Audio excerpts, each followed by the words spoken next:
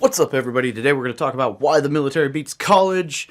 And I know this is super subjective. In fact, I actually tried to sit down with an Excel sheet and write out year by year by year the difference.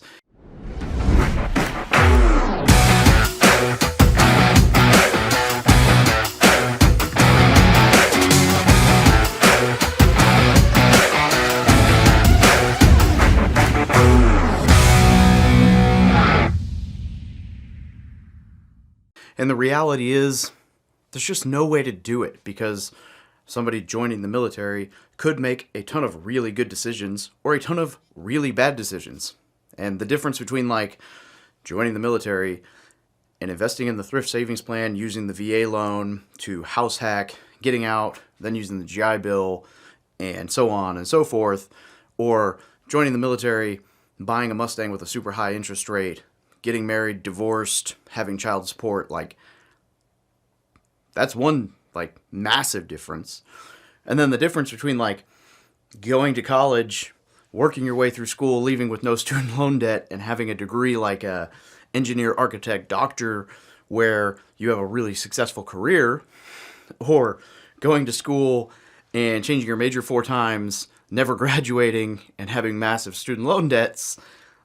That's a massive difference. So there's just no way to apples compare. So what instead I'm going to do is I'm just going to kind of give the benefits of the military to some of the downsides of college, and then some of the reasons that college may or may not make sense, and some of the reasons that military may or may not make sense. And I'm just going to kind of articulate for you. Really, my point here is not to tell you that the military is better than college. My point here is really to tell you that you are being fed in high school the idea that college is the best answer. In fact, often you're being fed that the idea is that college is the only answer, and that if you can't get into college, then basically the vibe that I get, right, and this was from when I was in high school, and this is from being a recruiter in high schools, and this is from seeing my kids go through the school system, and just, it is what it is that if you do not go to college and you go anywhere else, then it's because you could not go to college, right? And that's simply not true. But there's this stigma that college is the thing and anything else is just because you weren't good enough, right? And that's wrong. Because in reality, I think that there is absolutely something to be said for trade schools, like becoming a master electrician, a master plumber. There's something very valuable there. Welding, oil, oil rig, oil workers, underwater welding. There's some very valuable trade skills. You can go work for the train, right? Being a conductor on a train pays very well, and it's union, and there are great opportunities all over the place. Carpenters union, awesome. The military, I think, is a phenomenal option, but yet for some reason, people look at it as, well, you failed at everything else, so you joined the military. It's actually, in my opinion, one of, if not the best thing you could do out of high school, and we're going to dig into why. And then college is looked at as the end-all, be-all answer to everything, which realistically, it's just not for a lot of people, right? We see everybody screaming about their student loans and how their job didn't set them up the way they thought it would, or their degree didn't set them up the way they thought it would, or they're not even using their degree in a field that they studied. That should be clue enough, right? So we're going to kind of talk through that. So first off, a little background. Dave, known on the internet as the military millionaire, because I'm the dude who has broke as shit in 2015 after 7 years in the military and buying all the Harleys, the sports cars, the tattoos, the guns, the going on dates and buying alcohol and doing all the fun things, traveling the world in the military, and realizing I was stuck because I had no money. And then I read Rich Dad Poor Dad, started reading more books, started blogging about what I was doing, started buying more real estate, and eventually I was a, quote, millionaire and really just financially free, able to leave the military, and here we are. Helping service members and vets learn how to build wealth through real estate investing, entrepreneurship, personal finance. Wrote a book the No BS Guide to Military Life, hence the massive No BS sign, and yada, yada, yada, yada. So you can get it for free on the website as a PDF or Amazon, Audible. I don't really push it enough. The book is written, by the way, just because we're talking military college, if you are thinking about joining the military or you're like first year military, whatever, this is specifically for you. It'll help anybody at any stage in the military or as a veteran, but I wrote it as like everything that I wish I'd known as I was joining the military, right? So it's exactly the book you need to read if you're especially in that first year or joining, or thinking about joining. That being said, 2008, 2007, I guess, I am a homeschooled, religious, super sheltered, couldn't really watch The Simpsons until I was 16, didn't have a girlfriend until I was 16, didn't have a cell phone, I don't know, until I was, 15. I have no idea. Growing up in just outside of Little Rock, Arkansas, a little town called Roland, kid, doesn't know what he wants to do with his life, hates school, went to public school for a semester, hated that, went back to homeschool voluntarily, worked full-time in a coffee shop, had a social life, but just didn't know what I wanted to do. Didn't really have a ton of money for school, didn't like school, went to all the different colleges and just was not enthused about it. Saw a Marine the semester that I was at Joe T. Robinson High School and was like, awesome. Talked to all the other branches and was like, this guy, he's great. I'm going to join the Marine Corps. Mom was like, we're going to go see every school in town or in the state, and dragged me to U of A and all this stuff. And joined the Marine Corps. Spent the first few years just traveling the world. I was going to do 4 years, get out, go to school for free. Ended up staying for 13 years active duty, and then joined the reserves and dropping out of the reserves and, whatever. So that's kind of the story. So that's my background. Did a lot of research, realized that I had no idea what I wanted to study, didn't have money for school, and the Marine Corps seemed exciting. So here we are. So now we're going to talk through, and I wrote a sticky note to make sure I didn't miss stuff. So the first thing is, in investing, one of the most valuable things is time. Compound interest exponentially gets more powerful with time.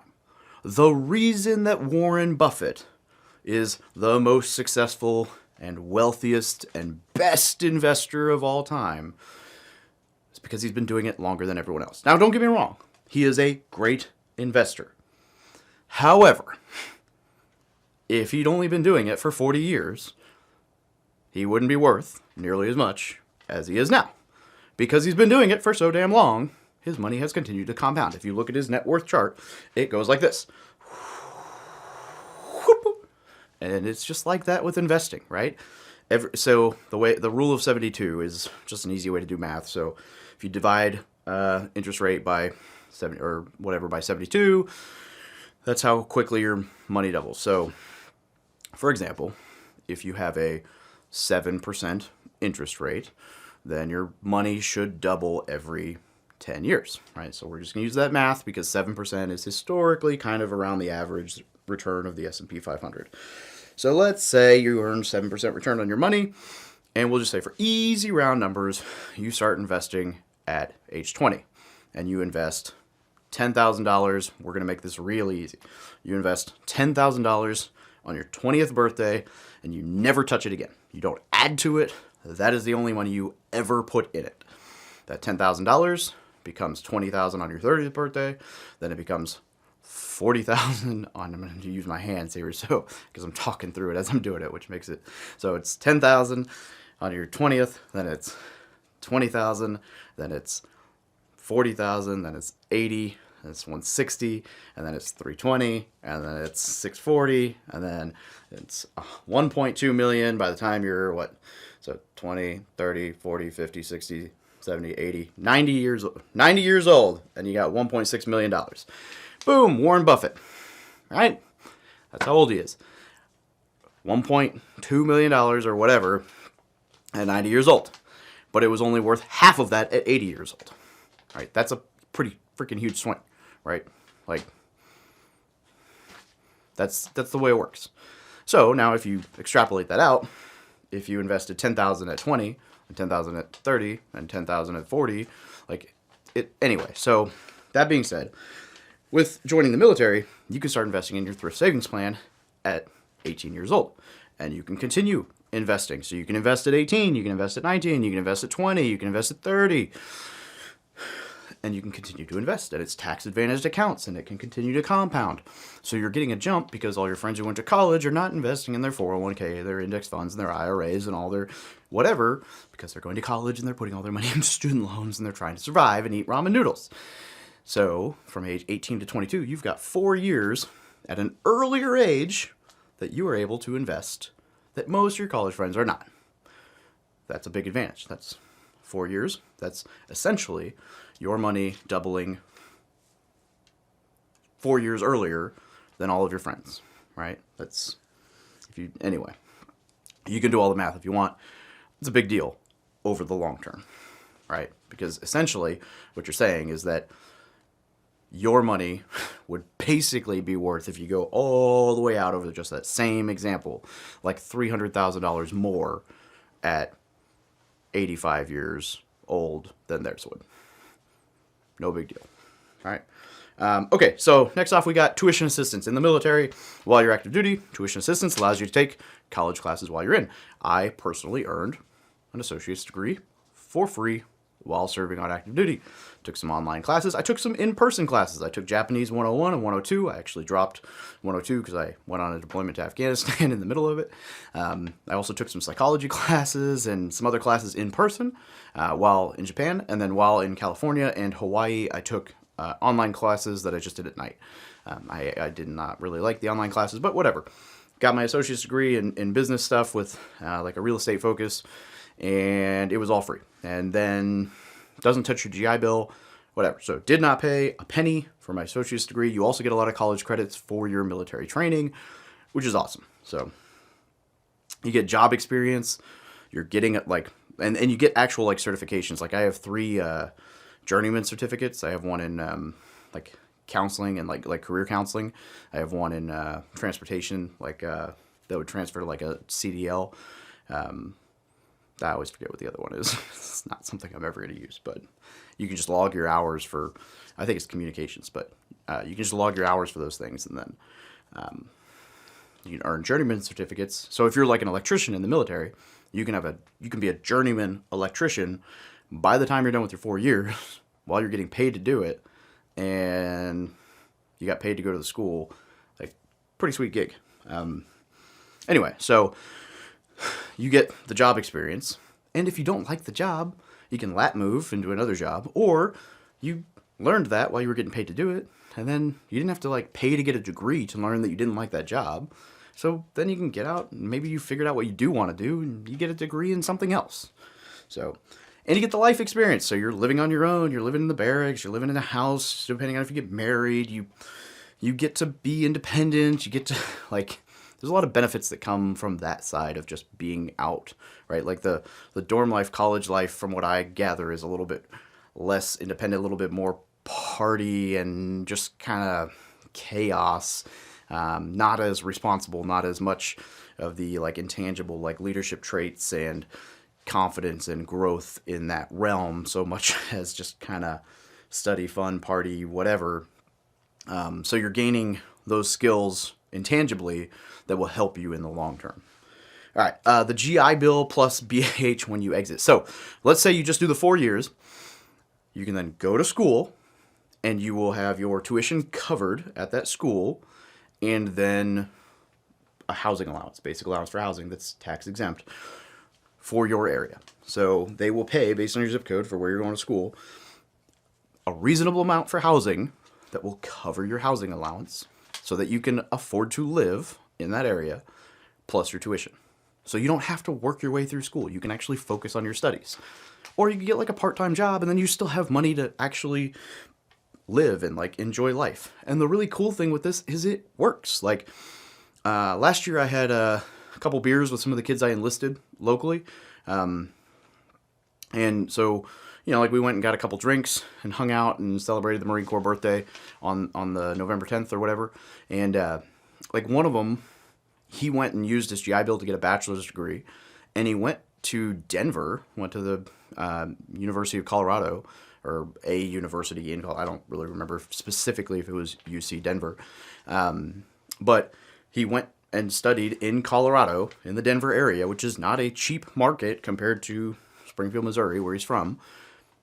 And he was able to go there, study, get his degree, afford to live there with BAH, lived in a really cool area for 4 years, loved it, and then come back because of the GI Bill, right? That's pretty cool. Didn't have to worry about anything. Pretty sweet gig. And no student loan debt. The VA loan. You can use that forever. 0 down is the best primary residence mortgage on the market. I'm not going to bore you with that right now. I've got tons of content on it. Suffice it to say, it's the best residential mortgage there is. If an agent or lender tries to tell you otherwise, that's just because they don't actually understand how to use it. If they tell you the market's different or the sellers don't know, or it's just a failure on their ability to communicate and articulate what it is to the listing agent. Please let me introduce you to an actual agent or lender who knows what they're doing. I will gladly do that.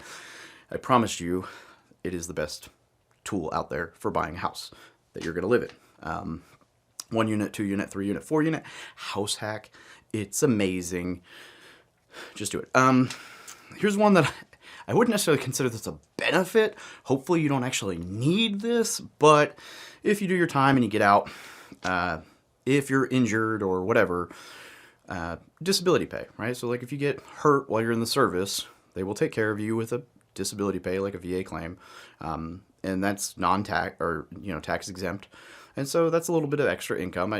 Granted, most veterans will tell you, like, yeah, it's a little extra income, which is nice, but I'd rather just not have the injuries that coincide with that income because they kind of suck. So, it's a double-edged sword, but it is nice to get a little extra income at the beginning of the month, but you pay for it. So, all right. So on the other side, right, you got potential for student loan debt.